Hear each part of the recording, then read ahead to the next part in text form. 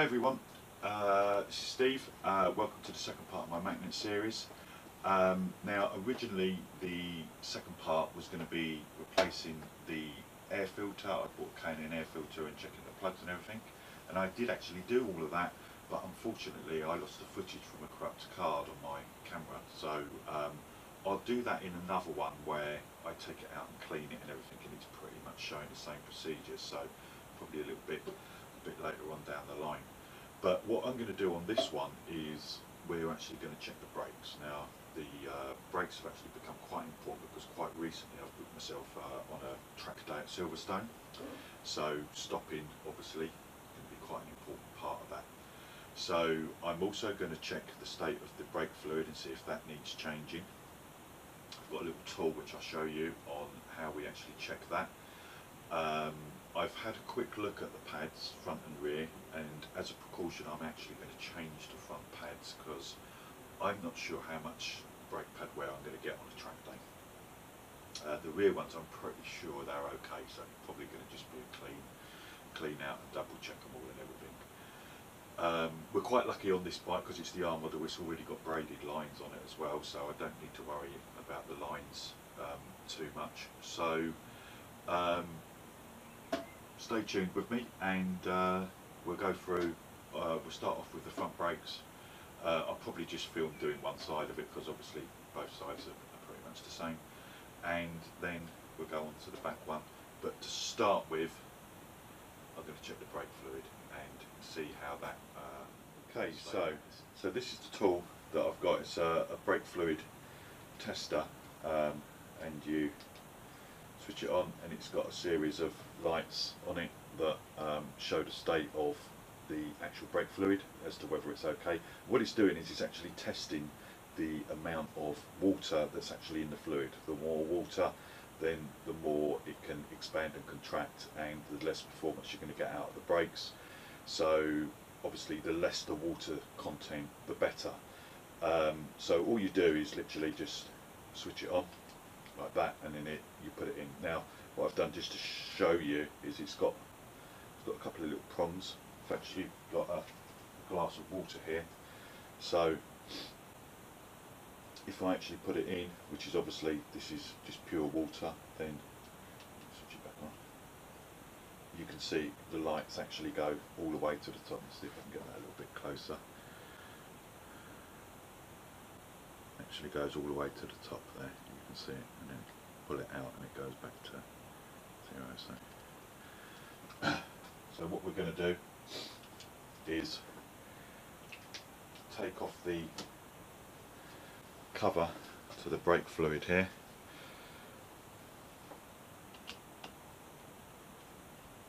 I just have to undo this little screw. Takes off that cap, the little clip that holds it, and then we can actually undo the cap. Be really careful because you don't want to get brake fluid on anything. So, and then take off the inner seal. Over there. So if we actually then take the unit, let's see if I can do this so it gets shown. So that's on 0, so you can see that's on 0%, I'll just turn it the right way around, 0%, and then between 1 and 2% is okay, and anything above 2% is a caution. So on, and there we go, we've got it's only going yellow on 1%, so it's less than 1%. So in my book that's okay, which is a bit of a result. I don't have to change the brake fluid now, so just put that back in like that. As I say, just be really careful with brake fluid because if you get it on your paintwork or anything, then it is going to ruin it. And I'm just going to put this back on lightly at the moment because I think when we do the actual pads I think we're going to have to take that off again to allow the expansion. So, just not worried about that too much. Okay. There's also one for the back brake, that one there. So I'm just going to take that one, do that one as well. Now actually I think I'm going to have to take that off of the frame there, so a simple Allen key. What I'll do is I will put in the description the part number for that tester. I think I got it from Amazon, and from memory it wasn't that expensive, it was £10-ish I think, so but probably a nice little bit of kit to keep in your toolbox. So let's just put that back in there so we don't lose it.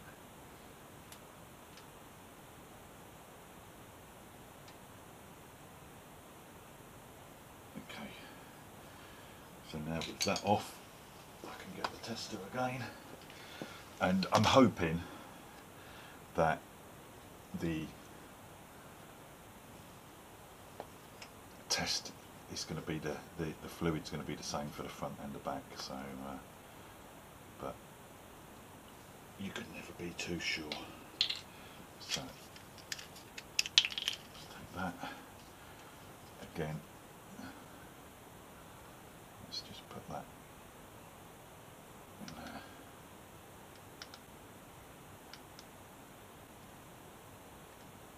And that's showing exactly the same as the front, so that's all good news. So let's just put that back in there.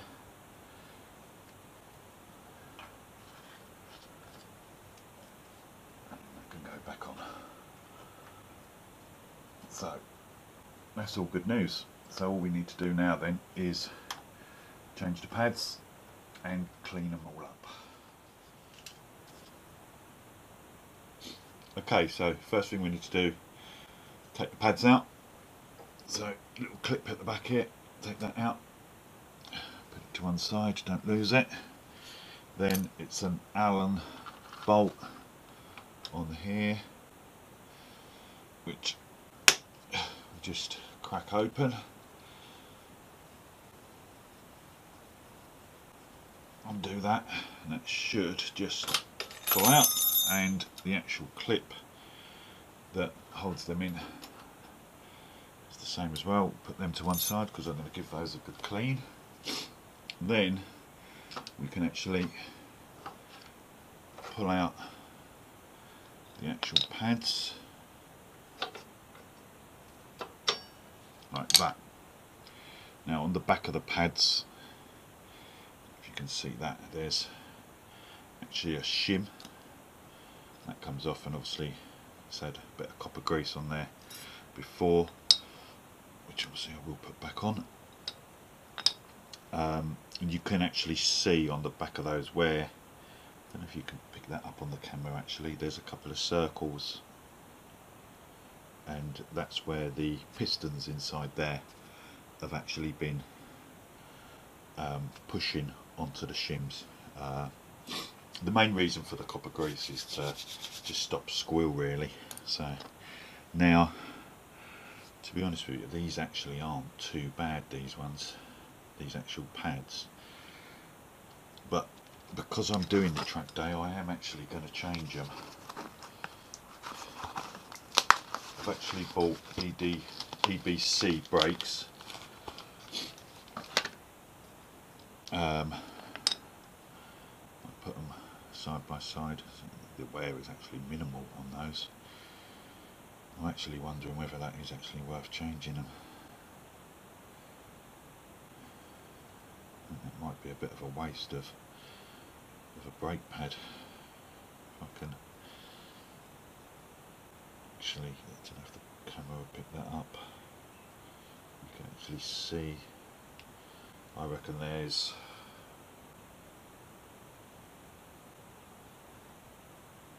a millimetre of wear on there. I'm actually going to leave them. I think I'm going to just keep those ones to one side. I don't think there's any point in actually doing that. So, but what I am going to do is I'm actually going to drop this caliper off of here and give it a good clean up. So, okay, so that's give that, and then obviously I'm going to have to just make sure that these get torqued back up to the right setting.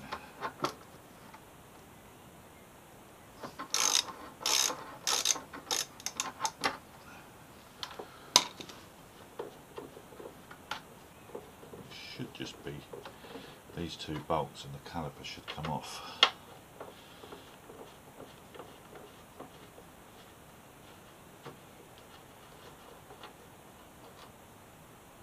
Again, a bit of copper grease on those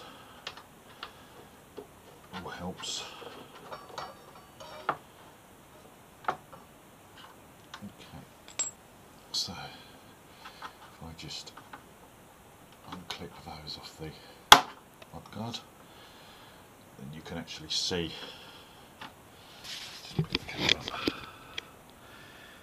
you can actually see in there how filthy and dirty it is. So,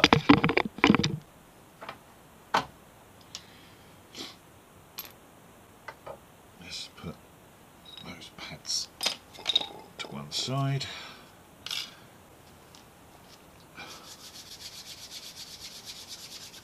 Now, what I've got is a brush and disc brake cleaner, which is the Muc-Off brand.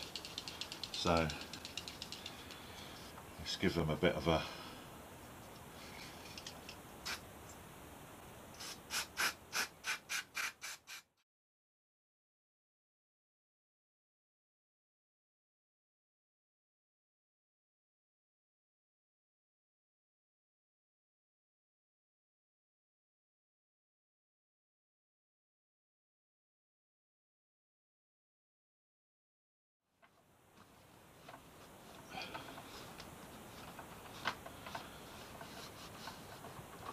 okay.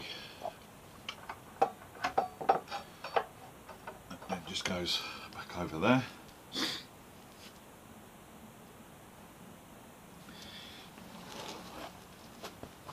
Right. What I'm going to do now is just put a little bit of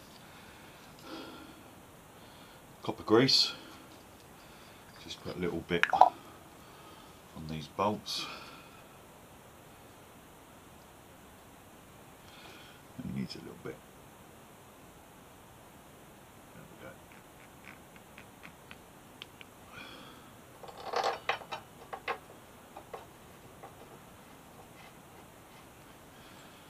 A little bit on that one. As I say, I only need a tiny bit.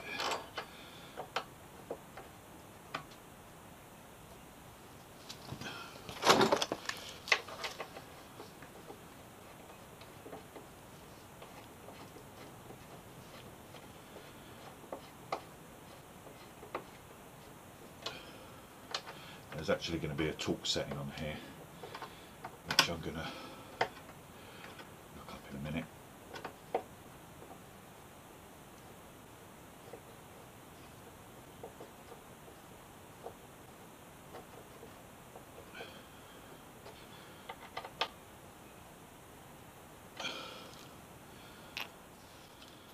Okay, so the torque setting is 21 Newton meters for this model. So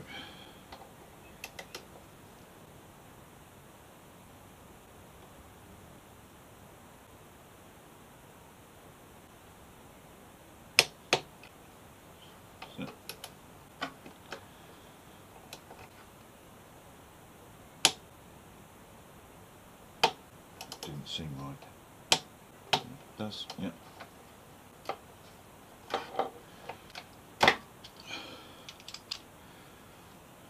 Okay, that's nice and straightforward. So now Get the brake pads back. What we'll do is we'll give these a quick clean up and then just put clean grease on.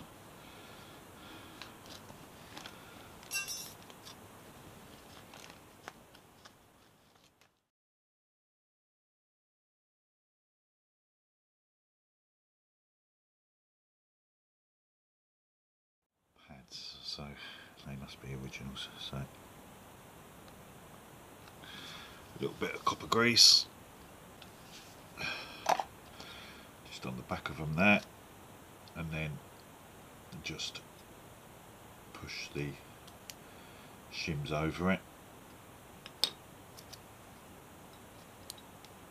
like so, and then just a tiny bit of copper grease on the back.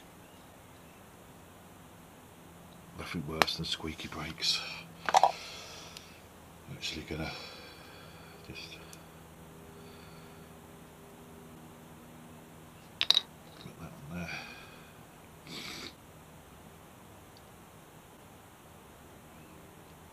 Okay.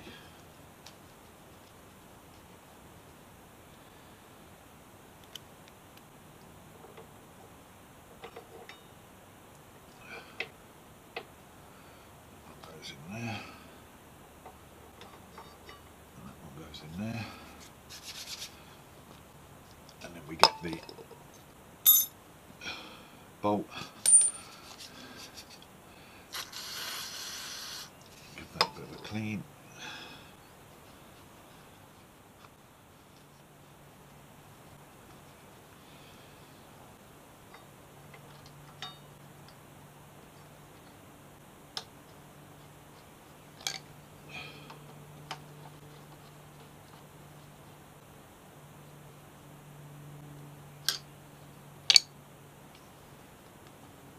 Oh, no, idiot. Got to put the sprit back on first.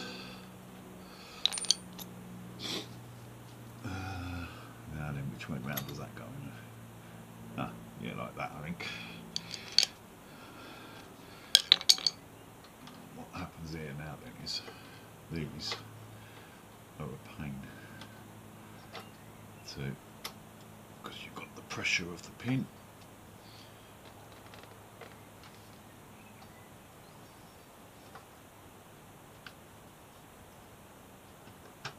Oh, actually it went a lot easier than I thought it would.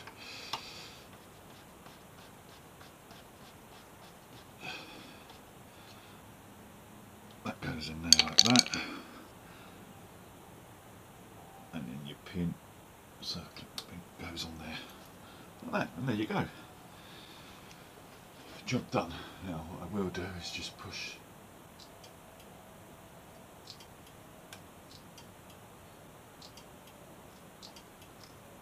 so just to get the pressure back up because I've moved them. That's it. And there we go. So one side done. I won't bother filming the other side because it's literally going to just be the same, so I'll do that one now. Okay, so we're moving on to the rear brake now. Obviously it's just a single brake on the back, so first thing we're going to do is undo this screw. It's slightly different on the rear to the front, so undo that. That's just a little lug really. Then we put the key bolt in and just snap that off.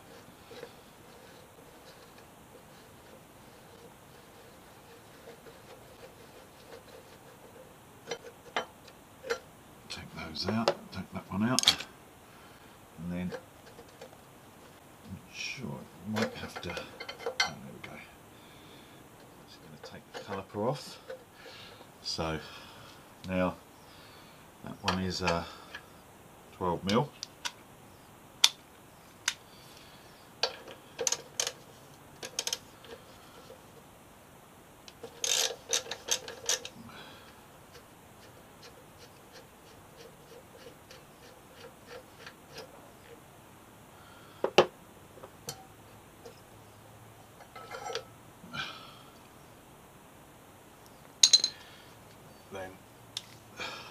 some reason that one is not.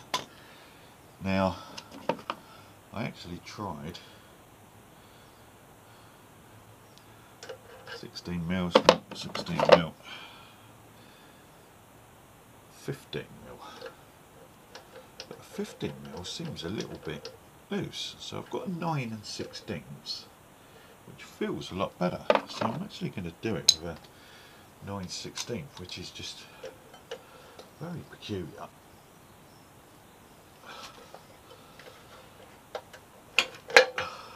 Quite tight as well.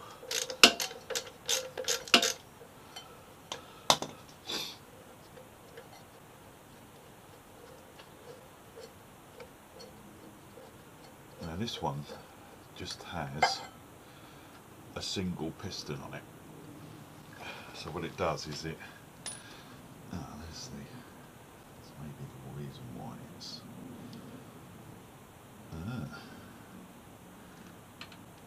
that spring in there doesn't quite look right to me.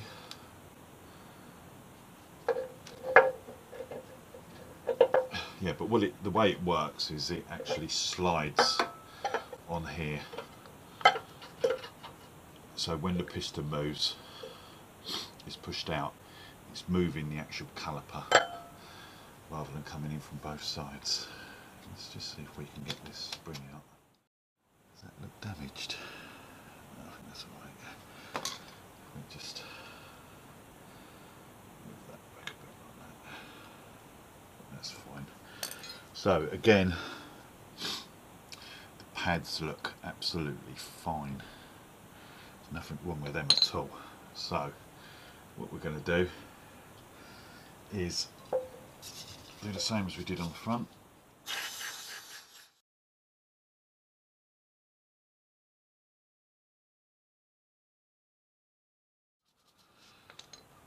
Okay, so how the hell does that go in?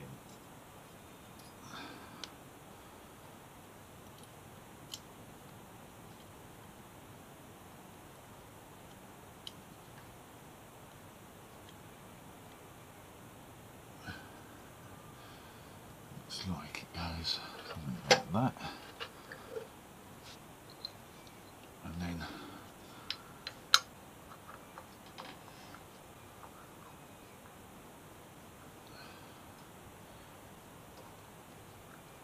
don't know if these are going to go in together like this.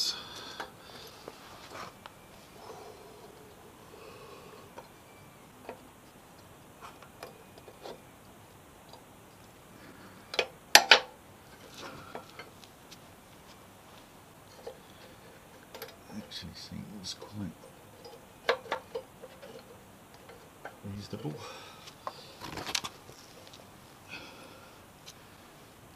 Probably want to put that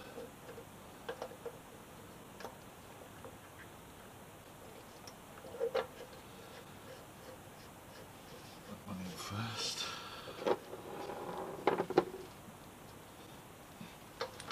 And then put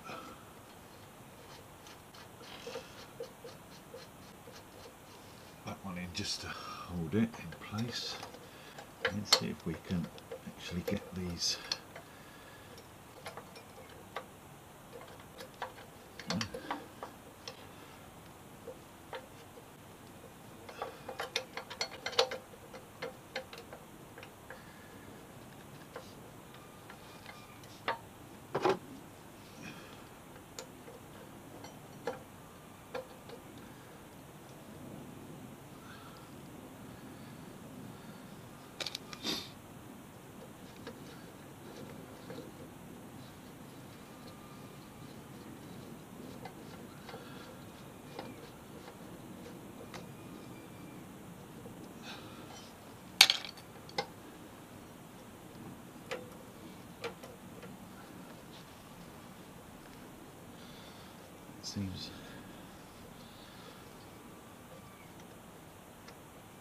seems good. Pressure on the pads, and then just put the bit back in.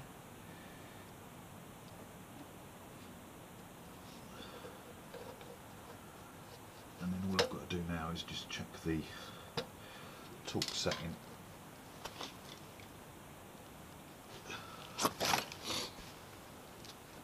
For those two bolts.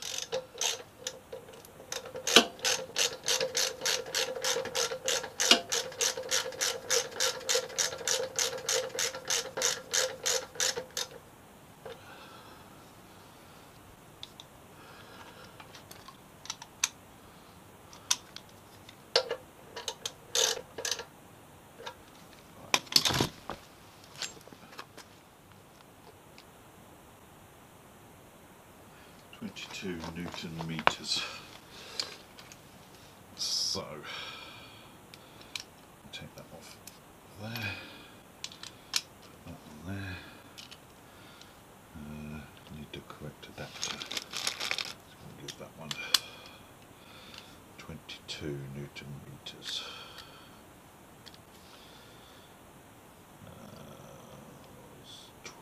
21.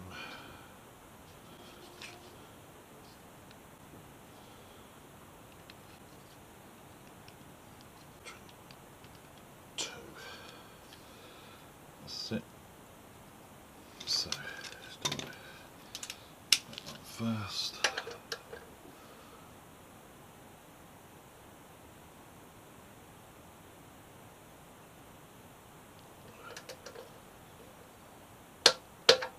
So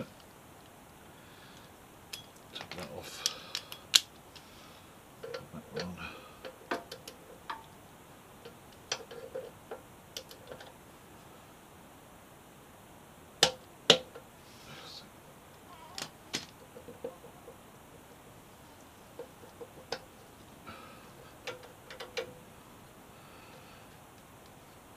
Okay. Okay, so that's the brake service done. A lot simpler than I actually thought it would be. I think maybe because I didn't have to change the pads. It was literally a case of taking it apart, cleaning it up, putting it back together, and then just making sure that we've got good pressures on both the pedals. Everything seems nice and clean. No signs for any leaks or anything like that. So all good to go for me track day. So that's good. The next part that I'm going to be doing is probably the chain, clean and adjust, again ready for the track day. I don't think I'll be doing much more before then, other than normal just checks over on the bike oil, tyre pressures and bits and bobs like that, which I'll probably try and make a little video on. And I'm also going to do a quick video on how I've prepped the bike ready. So bits of changes I've made and things I've added to the bike ready for that track day. So if you might find that of interest. So anyway, thanks for watching. If you haven't already, please subscribe, and hopefully there'll be some more interesting videos to come along. Thanks very much. Bye now.